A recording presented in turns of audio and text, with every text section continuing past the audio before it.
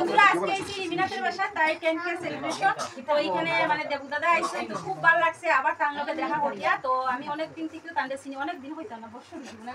বছরের উপরে হইব তান্ডে আমি চিনি আর কয়েকবারও দেখা হইছে আজকে তো আরো ভালো লাগছে যে এখানে আইয়া আবার তার সঙ্গে দেখা হইছে খুব ভালো লাগছে আমার তো তুমি কিছু কো আমার প্রতি প্রত্যেক পোস্টটিকে দেখবা